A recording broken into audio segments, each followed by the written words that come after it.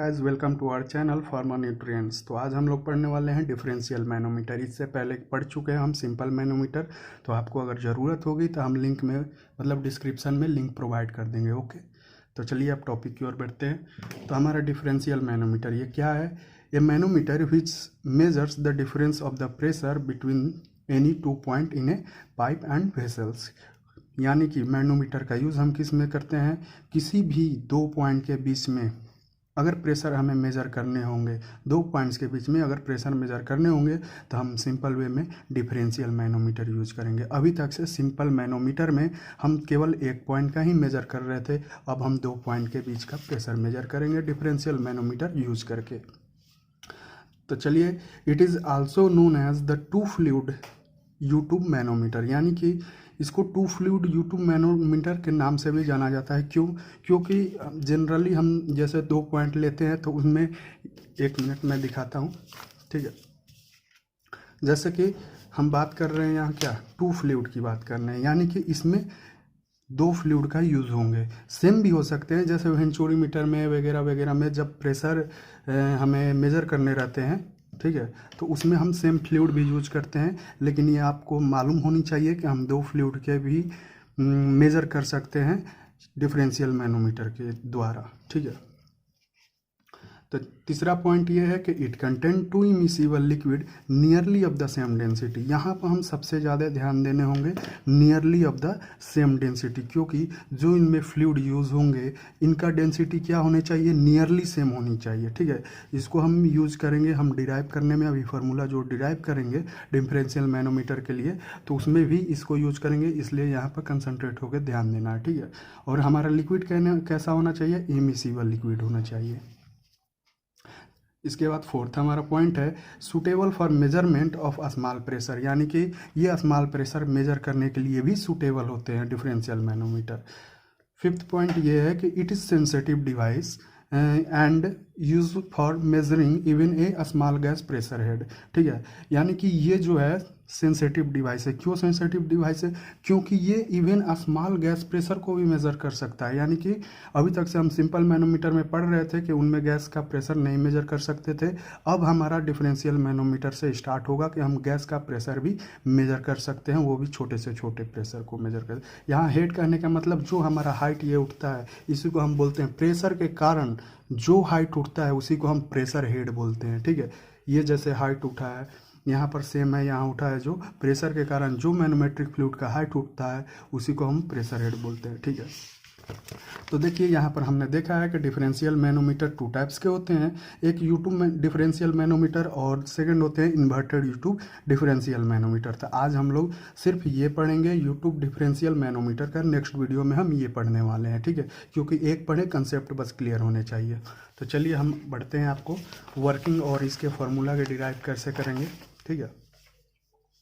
चलिए पहले ये समझते हैं कि ये हमारा तब का है यूट्यूब मैनोमीटर जब हमारा कोई प्रेशर अप्लाइड नहीं हुआ है, इसमें फ्लूइड नहीं भरे गए हैं, यानी कि कहने का मतलब यहाँ पर कोई प्रेशर नहीं है, तो ये हमारा मैनोमेट्रिक फ्लूइड क्या है? सेम हाइट पर है, ठीक है। ये क्या है? सेम हाइट पर है। जैसे ही हम इसमें फ्लूइड डालें, जैसे ही फ्लूइड डालें, ये अपना अपना क्या किया? प्रेशर क्रिएट किया, ठीक है। किस पर? मैनोमेट्रिक फ्लूइड पर। ये जो ए मान लीजिए कि ये फ्लूइड ए हो गए, ये फ्लूइड बी हो गए, तो ये क्या किए? प्रेशर क्रिएट करना स्टार्ट कर दिया, ठीक है। ए भी स्टार्ट किया प्रेशर क्रिएट करना, बी भी स्टार्ट किया प्रेशर। अब जिनका प्रेशर ज़्यादा था उसने क्या किया? मैनोमेट्रिक फ्लूइड को पुश कर दिया नीचे की ओर। जैसे कि हम देख सकते हैं कि हमारा मैनोमेट्रिक फ्लूइड पहले सेम हाइट पर थे, अब क्या है? यहाँ पर देखिए ये पी ए जो है प्रेशर अपना फ्लूइड ए जो है प्रेशर अपना लगाया और यहाँ पर क्या किया? पुश कर दिया, यानी इसको धक्का दे दिया जोर से, इसका प्रेशर ज़्यादा था। यानी कि कहने का मतलब इसका क्या था? प्रेशर ज़्यादा था, क्योंकि बी ये काम नहीं कर पाया। काम कौन किया? ए काम किया, यानी कि ये ताकतवर है बी से, तभी तो ये पुश कर दिया। और ये जो पुश हुआ, जैसे मैंने यहाँ पर पहले ये थे, ये जो थे मैनोमेट्रिक फ्लूइड यहाँ पर थे, आप इससे कंपेयर कर सकते हैं। ये क्या किया? पुश कर दिया, यानी पीछे धक्का दे दिया, और जो ये डिस्प्लेस हुआ मैनोमेट्रिक फ्लूइड, ये हाइट में इधर उठ गया बी की तरफ। तो हमें ये समझने होंगे कि यहाँ क्या है। यहाँ पर वो प्रेशर निकालने हैं जो जिसके द्वारा जिसके द्वारा ये मैनोमेट्रिक फ्लूइड को पुश करके इधर हाइट में बढ़ा दिया गया है। ठीक है, कहने का मतलब ये है कि हम वो जैसे कि फ्लूइड ए जो है, फ्लूइड ए फ्लूइड बी से कितना प्रेशर में ज़्यादा है, जिसके वजह से ये मैनोमेट्रिक फ्लूइड को पीछे धक्का दे दिया। समझ रहे हैं? फिर से मैं बोल रहा हूँ, ध्यान दीजिएगा मेरे बातों को। फ्लूइड ए का प्रेशर बी के प्रेशर से कितना ज़्यादा है कि वो मैनोमेट्रिक फ्लूइड को पीछे धक्का दे दिया। यही हमको निकालने हैं, यही होते हैं प्रेशर डिफरेंस। तो ये कैसे लिख लेंगे? जब हम P A minus P B करेंगे तो यही ये जो आपको दिख रहे हैं P A minus P B करेंगे तो ही ये पता चल पाएगा कि आखिर कितना प्रेशर से ये जो है मैनोमेट्रिक फ्लूइड क्या हुआ, पीछे गया है। चलिए, तो मेन पॉइंट हमें यही निकालना है, इसी का फॉर्मूला हम डिराइव करेंगे। एक पॉइंट और मैं बताता हूँ, जैसे कि मान लीजिए कि मैं बोल रहा हूँ ये जो है क्या है, डेटम लाइन इसको बोलते हैं। ठीक है, इसको क्या बोलते हैं? Datum line. जिसके जैसे कि ये जो यहाँ पर फ्लूइड है, अब क्या है दोनों का, जैसे देखिए ये बताना चाह रहा हूँ कि ये दोनों का जो है प्रेशर अब क्या हो गया, कांस्टेंट हो गया। दोनों का प्रेशर कांस्टेंट हो गया। कैसे? क्योंकि इनके पास जितना ज़्यादा प्रेशर थी वो यूज कर चुके हैं, इनको पीछे धक्का देने में अब इनके पास कोई प्रेशर बची नहीं। ठीक, और जो बची हैं वो इसके बराबर हैं, बी के बराबर है। यानी कि अब इनके पास ऐसा कोई प्रेशर नहीं बचा जो कि ये अब पीछे नीचे के और धक्का दे सकें इसको। तो ये क्या होंगे, अब यहीं पर आएंगे और इनका हाइट भी क्या रहेगा, सेम रहेगा। अब इन यहाँ से ऊपर ये नहीं जाएंगे और बी का प्रेशर भी उतना ज़्यादा नहीं है कि ये अब इसको पुश करके इधर भेज सके। क्यों? क्योंकि जितना ज़्यादा प्रेशर था वो यूज कर चुके हैं इसमें। ठीक है, तभी ये पीछे घसक चुका है ये हाइट। ठीक है, अब जो बचा है इनका इक्वल है, कांस्टेंट है। ठीक, अब क्या करेंगे, जैसे आपने वेइंग बैलेंस देखे होंगे तराजू, तो उसमें क्या देखते हैं, जैसे दोनों बराबर रहते हैं, दोनों बराबर रहते हैं। अगर उनको हम बीच से डिवाइड करते हैं तो क्या होंगे, इक्वल ही रहेंगे ना दोनों तरफ। तो वैसे ही हम बात करें कि अब इनका प्रेशर चारों तरफ क्या है, कांस्टेंट हो गया है, इक्विलिब्रियम हो गया है। अब इनमें कोई चेंज नहीं आएगी, कोई मैनोमेट्रिक फ्लूइड की हाइट में चेंज नहीं आएगी और ना ही इनके प्रेशर अब काम करेंगे, क्योंकि जितने ज़्यादा प्रेशर थे वो यूज हो चुके हैं। अब देखिए मैं क्या करता हूँ, ये एक लाइन ड्रॉ करता हूँ बीच से। ठीक है, ये एक लाइन मैंने ऐसे ड्रॉ कर दिया बीच से।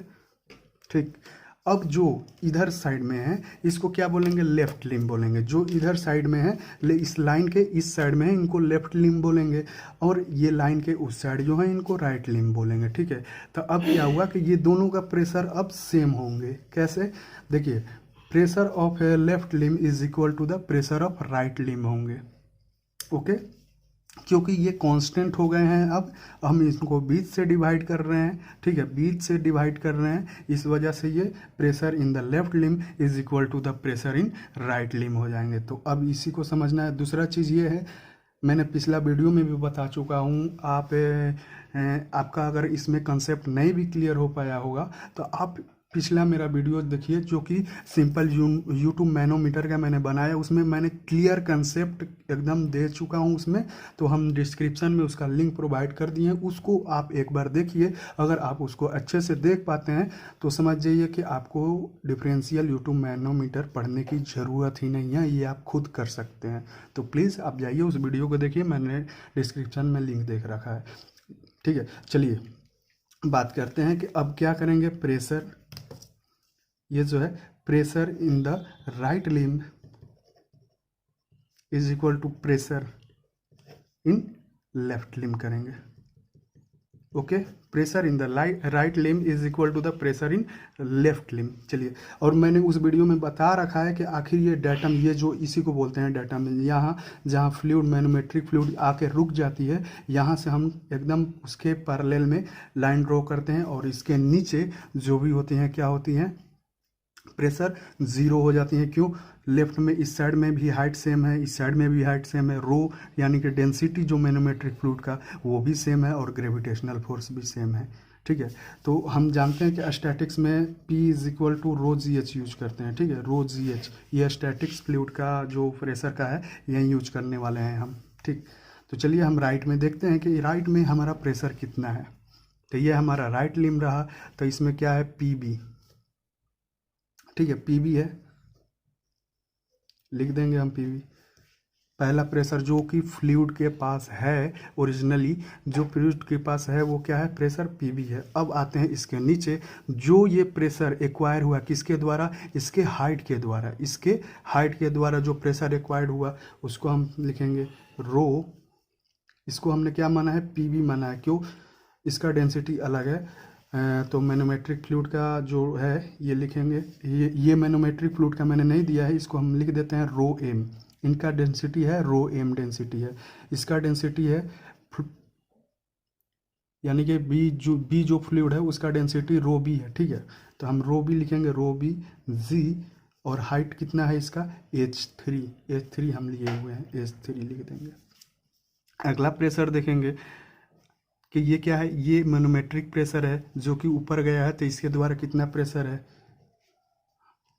इसके द्वारा जैसे, तो इसका डेंसिटी हमने क्या माना है, रो एम माना है, तो मैं रो एम लिख देता हूँ जी, और H2 हाइट कितना है इसका, H2 लिखेंगे, H2।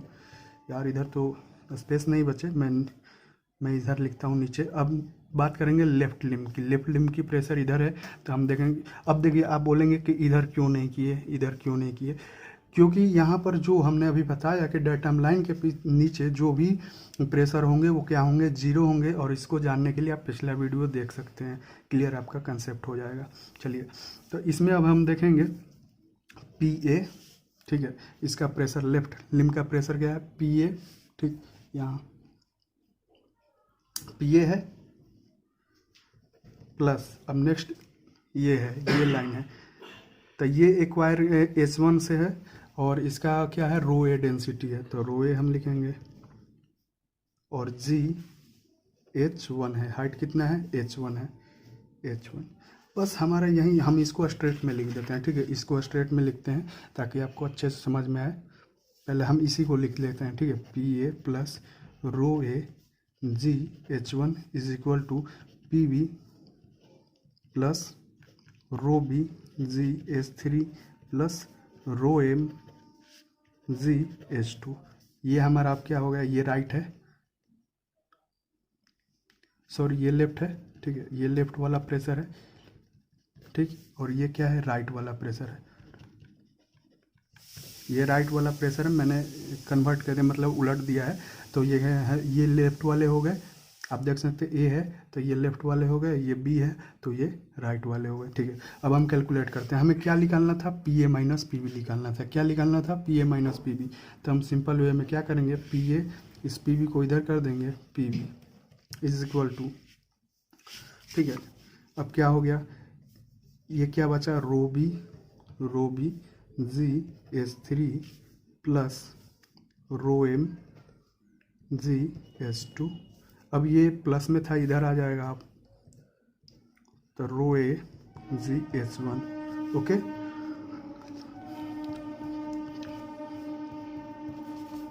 इज इक्वल टू, ठीक है,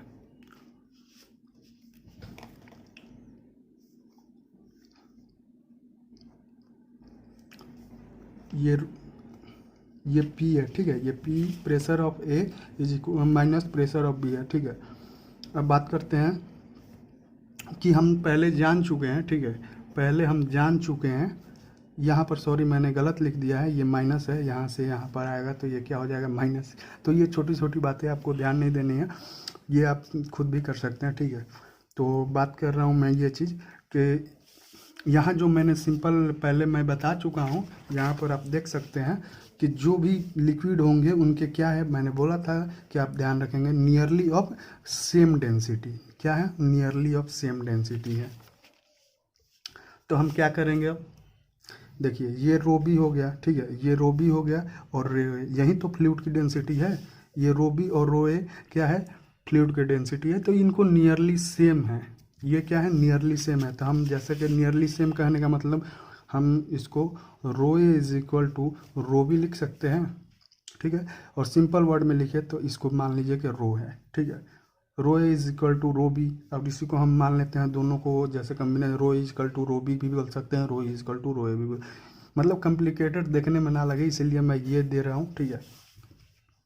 अब क्या करेंगे कि ऐसे लिख सकते हैं, देखिए हम लिख लेते हैं ऐसे, पहले सजा कर लिख लेते हैं ताकि आपको कोई कन्फ्यूजन ना हो, ठीक है।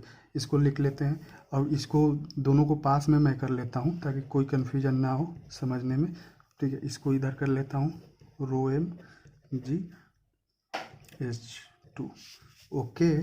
तो हमने अभी देखा कि rho A is equal to rho B is equal to rho हम रखे हैं, तो ये दोनों को क्या करेंगे, कॉमन ले लेंगे, ठीक है। कॉमन ले लेंगे हम, रो इसको इंडिकेट करते हैं, दोनों को कॉमन ले लिए। जी भी क्या है, दोनों में कॉमन है, तो जी भी निकाल लिए। अब H3 माइनस H1 हो गए ये, और इनको ऐसे ही लिख देंगे।